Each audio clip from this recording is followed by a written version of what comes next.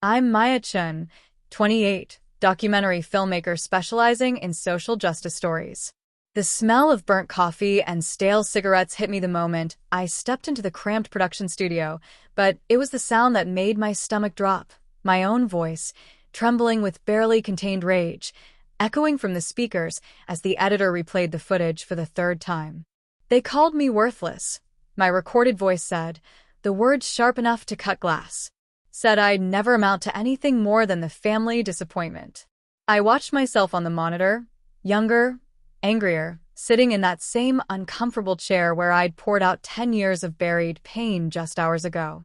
The camera had caught everything, the way my hands shook when I mentioned my cousins, the moment my voice cracked talking about that Christmas dinner when I was 18, fresh out of high school with dreams bigger than our small town could contain. Marcus, my editor, paused the playback and turned to face me. His dark eyes held that careful expression he wore when he thought I might be making a mistake. Maya, are you sure about this? Once this documentary airs, there's no taking it back. The question hung in the air like smoke, heavy and suffocating. Outside, rain began to tap against the windows of our downtown studio, each drop marking time I couldn't get back. I could still hear my cousin Derek's voice from that night 10 years ago, loud and cruel after too many beers. Maya thinks she's going to be some big shot filmmaker. What a joke. She'll be back here in 6 months, begging for a job at the hardware store. His brothers had laughed. Even my aunt had smiled behind her wine glass. I'd left town the next morning with nothing but a duffel bag and a camera I'd bought with money from my summer job. No goodbye. No forwarding address. Just gone. Play it again, I whispered, my fingers gripping the edge of the editing console until my knuckles went white. Marcus hesitated. Maya. Play it. The footage rolled again, and there I was, telling the story of how I'd spent the last decade building something from nothing. How I'd slept in my car for 3 months when I first moved to the city.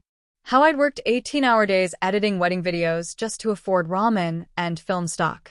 How I'd slowly, painfully, clawed my way up from nothing to create documentaries that actually mattered. The irony wasn't lost on me that my latest film, the one that had just been selected for the International Documentary Festival, the one that would air on national television next month, was about family rejection and the price of pursuing dreams in small-town America. My phone buzzed against the table, the vibration cutting through my thoughts like a blade. The caller ID made my blood freeze. Chen. My cousin. The same Derek who'd called me a failure. I hadn't heard from him in 10 years. Hadn't heard from any of them. Before I go further, tell me in the comments where you're watching from, and if you're hooked already, a like and subscribe will keep these stories coming. My finger hovered over the answer button, trembling slightly. Marcus was watching me with growing concern, the documentary footage still frozen on the screen behind him. The rain outside had intensified, drumming against the windows like impatient fingers. You don't have to answer that, Marcus said quietly. But I did have to answer it. Because somehow, impossibly, Derek had found me. After 10 years of silence, after I'd changed my name professionally, after I'd built an entire life in a city 3,000 miles away from that suffocating small town, somehow he'd tracked me down. The phone buzzed again. Then again. I thought about that 18-year-old girl who'd left home with nothing but dreams and determination. I thought about the woman I'd become, successful, respected, finally ready to tell her story to the world. I thought about the documentary that would air in 4 weeks, the one that would expose everything about what it meant to be rejected by the people who were supposed to love you unconditionally. The phone stopped buzzing, then immediately started again. This time, the caller ID read, Mom. My mother, who hadn't spoken to me since the day I left, who'd chosen her sister's family over her own daughter, who'd let them call me a failure without saying a single word in my defense. Marcus reached across the table and gently touched my hand. Maya, what's going on? I stared at the phone, my heart hammering against my ribs. The smell of burnt coffee seemed stronger now, mixing with the metallic taste of fear in my mouth. On the monitor behind Marcus, my own face stared back at me, frozen mid-sentence, mouth open as if screaming silently. The phone buzzed a third time. This time, it was a text message from a number I didn't recognize. "We know about the documentary. We need to talk. Now." My hands started shaking so violently, I nearly dropped the phone. Because there was only one way they could know about the documentary. Only one way they could have found me after all these years of careful distance. Someone had been watching me. Someone had been waiting. And now, just weeks before my story was set to air on national television, just when I was finally ready to show the world what they'd done to me, they'd found me first. The studio lights flickered once, casting strange shadows across the editing equipment. Outside, thunder rolled across the city like a warning, and I realized with growing horror that this wasn't just a coincidence. This was a trap I'd been walking into for 10 years, and I'd never even seen it coming. The photo on my phone's screen burned into my mind like a brand.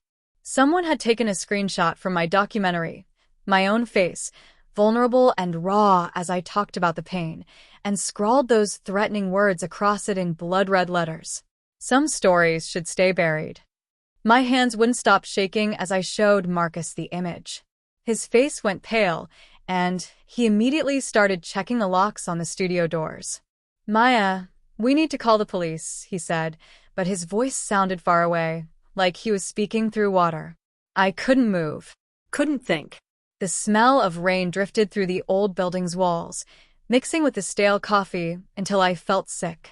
How had they gotten footage from my documentary? We'd been so careful, so private.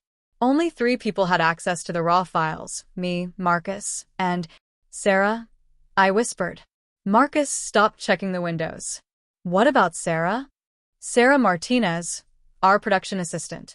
The eager film school graduate I'd hired 6 months ago. Sweet, helpful Sarah who always stayed late, who had access to all our files, who knew every detail about every project. Sarah, who'd asked so many questions about my family, about where I came from, questions I'd thought were just friendly curiosity." My phone buzzed again. Another text from the unknown number. "Coffee shop on 5th Street. 1 hour. Come alone, or the whole town sees your documentary, before you're ready." The coffee shop on 5th Street. I knew that place. It was where I'd had my first meeting with the festival director, where I'd signed the contract that would put my story on national television. Someone had been watching me even then. "I have to go," I said, grabbing my jacket. Marcus stepped in front of the door. "Absolutely not. This is insane, Maya. We don't know who these people are or what they want." But I did know what they wanted. They wanted me to disappear again, to pack up and run like I did 10 years ago, to let them win. The rain was coming down harder now, drumming against the studio windows like angry fists. I thought about that 18-year-old girl who'd left everything behind, and I realized something that made my stomach drop. I'd never really left it all. For 10 years, I'd been running from them. Every choice I'd made, every story I'd told, every documentary I'd created, it had all been about proving them wrong, about showing them I wasn't the failure they said I was. But what if they'd been planning this all along? What if they'd let me build my career, let me get successful, just so they could tear it all down when it mattered most? My phone rang. This time it was a video call from Derek. Against every instinct screaming at me to run, I answered. Derek's face filled the screen, older now but with the same cruel smile I remembered. Behind him, I could see the familiar wood paneling of my aunt's living room. The same room where they'd destroyed my dreams 10 years ago. "Hello, Maya," he said, and his voice was exactly the same, smooth, confident, poisonous. Or should I say, Maya Chen, award-winning documentary filmmaker? "What do you want, Derek?" His smile widened. "Just to catch up with family. You know, Mom's been worried sick about you all these years." I could see movement behind him, other people in the room. My stomach clenched as I recognized my cousin Jake, then my Aunt Linda. They were all there. All of them, gathered like they were planning something. "Funny thing," Derek continued, "we had no idea our little Maya had become so successful. Until Sarah called us." The name hit me like a physical blow. Sarah. Sweet, helpful Sarah who'd wormed her way into my life, into my work, into my most private story. "That's right," Derek said, watching my face. Sarah's my girlfriend. Has been for 2 years. Amazing what people will do for love, isn't it? All those late nights at your studio. All those files she copied. All those details about your precious documentary. The room spun around me. Marcus grabbed my arm to steady me, but I could barely feel his touch. Everything I'd built, everything I'd worked for, it had all been a lie. They'd been inside my life for 2 years, watching, waiting, planning.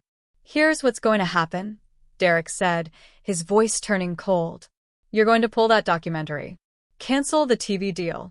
Disappear back into whatever hole you crawled out of. Because if you don't... He turned the phone around, and I saw something that made my blood freeze.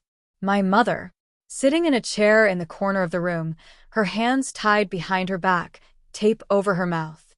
Her eyes were wide with terror, and there was a bruise on her cheek.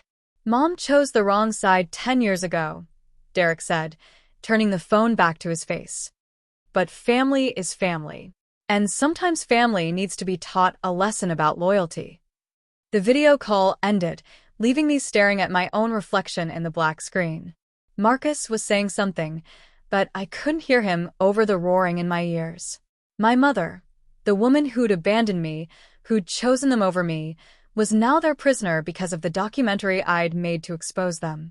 My phone buzzed with one final text. Coffee shop. 1 hour. Your choice.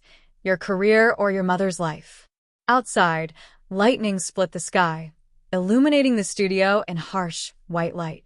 And in that moment of brightness, I saw something that changed everything. Sarah Martinez was standing across the street in the rain, watching our building. She raised her hand and waved at me, smiling that same sweet smile she'd worn for 6 months while she destroyed my life from the inside. But she wasn't alone. There were others with her. Dark figures in the shadows, waiting. They weren't just threatening me anymore. They were already here. I watched Sarah wave from across the street, her smile bright even in the pouring rain. The dark figures around her stepped closer to our building, and I realized we were trapped. Marcus, we need to get out of here. Now. But when I turned around, Marcus was gone. The studio was empty except for me and the sound of footsteps coming up the stairs outside our door. My heart hammered as I grabbed the hard drive with all my documentary files. Everything I'd worked for was on that drive. Every interview, every piece of evidence about what my family had done to me and others like me. The footsteps stopped right outside the door. I ran to the back window and looked down. 3 stories to the alley below. Too high to jump, but there was a fire escape on the building next door. If I could reach it. The door handle turned slowly. I climbed onto the window ledge just as the door opened behind me. Sarah walked in, no longer smiling. Her clothes were soaked from the rain, and her eyes looked different. Cold. Like she'd been wearing a mask for 6 months and had finally taken it off. Maya, don't do anything stupid, she said. Derek just wants to talk. Where's Marcus? I demanded. He's safe. For now. But that depends on you. I looked down at the alley again. The fire escape was just out of reach, but maybe if I jumped. Your mother doesn't have much time, Sarah continued. Derek's getting impatient. And when Derek gets impatient, people get hurt. The rain was making the window ledge slippery. I could feel myself starting to lose my grip, but I couldn't go back inside. Not when I was so close to exposing the truth. You know what's funny? I said, stalling for time. I actually liked you. I thought you cared about the work we were doing. Sarah laughed, but it wasn't the warm laugh I remembered. I did care. Just not the way you thought. Derek and I have been planning this for 3 years. Ever since we found out Maya Chen, the filmmaker, was really Maya Chen from her hometown. 3 years. We've been watching you, Maya. Learning about you. Derek wanted to destroy you right away, but I convinced him to wait.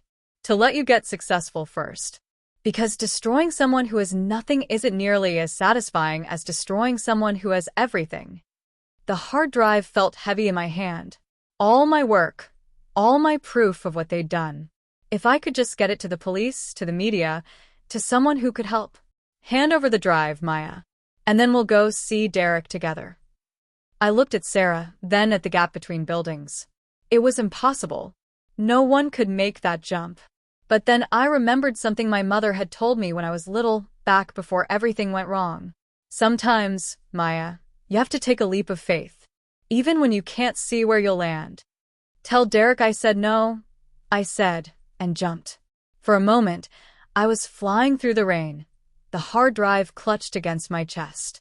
The fire escape rushed toward me, and I reached out, praying I could grab the metal railing. My fingers caught the edge. Pain shot through my arms as my body slammed against the building, but I held on. The hard drive slipped from my other hand and clattered onto the fire escape platform below me.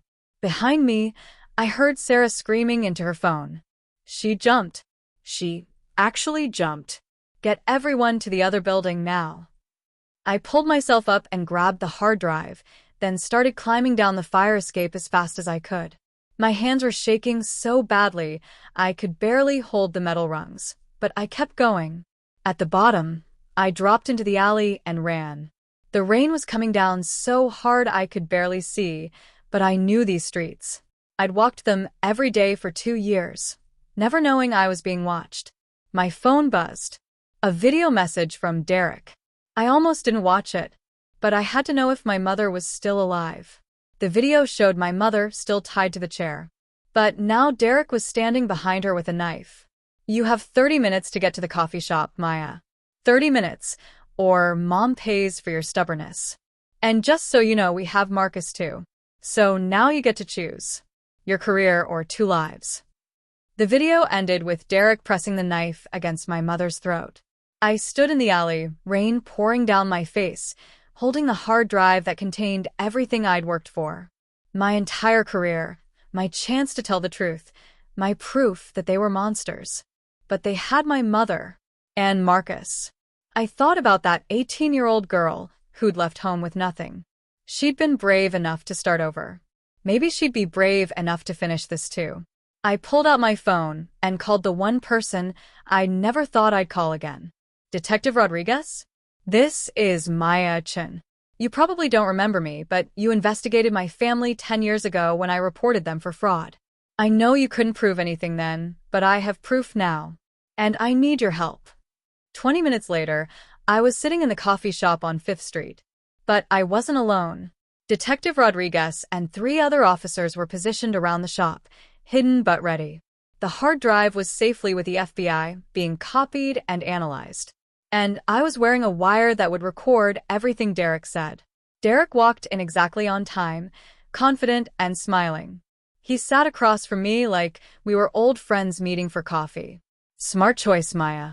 I knew you'd see reason. Where are my mother and Marcus? Safe. For now. Did you bring the drive? I slid a fake drive across the table. Everything's on there. All the footage, all the interviews. It's yours. Derek picked up the drive and smiled. You know, I almost feel bad about this. You really did build something impressive. Too bad it was all built on lies. What lies? The lie that you matter. The lie that your story deserves to be told. The lie that anyone cares about some small-town girl who thinks she's better than her family. His voice was getting louder, more confident. He thought he'd won. But here's the truth, Maya. You're still that pathetic 18-year-old who ran away from home. You're still nothing. And after today, everyone will know it. Actually, Derek, I said, touching the wire under my shirt, I think everyone's about to know the truth about you. His smile faded. What are you talking about? Detective Rodriguez stepped out from behind the counter, badge visible. Derek Chen, you're under arrest for kidnapping, extortion, and conspiracy. Derek's face went white as the other officers surrounded him. You can't prove anything. Actually, we can, Rodriguez said, holding up a tablet. Your girlfriend Sarah was very helpful. Turns out she kept detailed records of everything you've been planning. Text messages, emails, even videos of you threatening Maya's mother. As they handcuffed Derek, he looked at me with pure hatred. This isn't over, Maya. Family is forever. You're right, I said, standing up. But you were never my family. 2 hours later, I was at the hospital where they'd brought my mother and Marcus. Both were shaken but unharmed. My mother looked older, smaller than I remembered. When she saw me, she started crying. Maya, I'm so sorry. I should have protected you 10 years ago. I should have chosen you. I sat beside her hospital bed, holding her hand for the first time in a decade. It's okay, Mom. We both made mistakes. Will you forgive me? I thought about the documentary, about the story I'd been trying to tell, about families that break apart and sometimes, if they're lucky, find their way back together. We'll figure it out, I said.